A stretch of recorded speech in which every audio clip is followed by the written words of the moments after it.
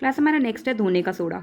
धोने का सोडा क्या है हमारा, सोडियम कार्बोनेट डॉट 10H2O। इसमें जो पानी के ये बेटा 10 वाटर मॉलिक्यूल्स दिए हुए हैं, ये क्या है हमारे, ये क्रिस्टलीकरण के पानी के अणु हैं, ठीक है। अब ये बनता कैसा है हमारा धोने का सोडा, अगर मान लो हम Na2 सोडियम कार्बोनेट का क्या कर दें, क्रिस्टलीकरण कर दें, ठीक है, उसके बाद हमें क्या मिल जाएगा, उस क्रिस्टलीकरण से हमें मिल जाएगा हमारा धोने का सोडा, ठीक है।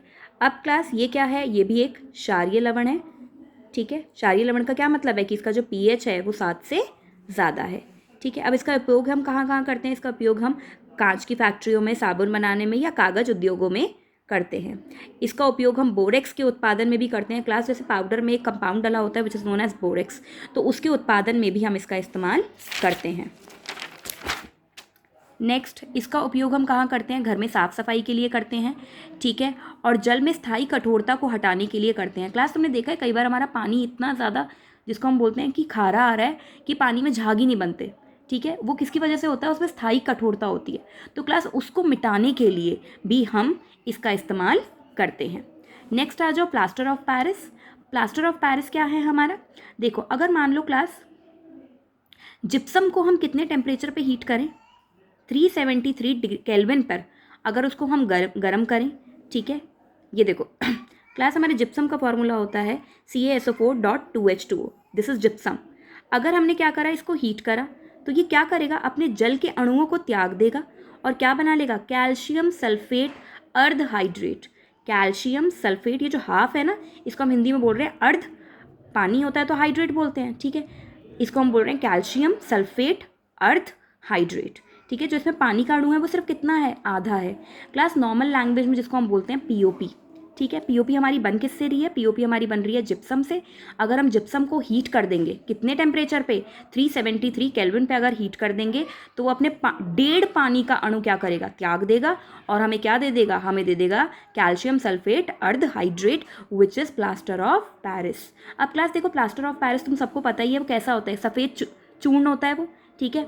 जल में मिलाने पर वो वापस से कैसा हो जाता है, कठोर हो जाता है।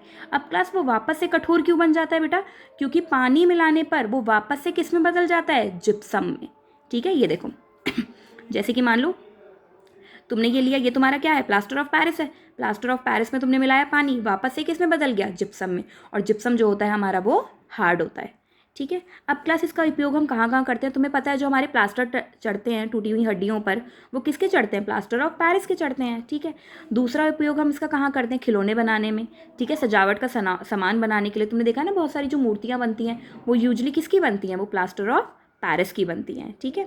इसका उपयोग सतह को चिकना बनाने के लिए भी किया जाता है। क्लास मान लो अगर कोई जगह है वो बहुत उबड़ खाबड़ हुई पड़ी है, वो प्लेन नहीं है, तो उस पर हम क्या लगा सकते हैं, उस पर हम प्लास्टर ऑफ पेरिस लगा सकते हैं, जिसकी वजह से वो सतह कैसी हो जाएगी, वो चिकनी हो जाएगी। नेक्स्ट है क्लास क्रिस्टल का जल। अब क्लास देखो, लवण के एक सूत्र इकाई में जल के निश्चित अणुओं की संख्या को क्रिस्टल का जल कहते हैं। अब क्लास जैसे ये देखो, अगर मान लो हमारे पास कोई लवण है, ठीक है, उसमें हमारे निश्चित अमाउंट में कुछ हमारे वाटर के अणु मौजूद हैं, तो वो जो वाटर के अणु हैं उनको हम क्या बोलते हैं, उनको हम बोलते हैं क्रिस्टल के जल। जैसे कि मान लो हमारा ये है कॉपर सल्फेट डॉट 5H2O, ठीक है, इंग्लिश में हम बोलते हैं copper sulphate pentahydrate, sodium carbonate decahydrate, या फिर कैल्शियम सल्फेट डाइहाइड्रेट, ठीक है। तो इनमें हमारे कितने क्रिस्टल के जल हैं, इसमें हैं हमारे 5, है ना, इसमें हैं हमारे 10, और इसमें हैं हमारे 2। क्लास आई होप आप सबको चैप्टर समझ आया होगा, और क्लास जो भी डाउट्स हैं बेटा वो हम नेक्स्ट उसमें लेंगे। Thank you.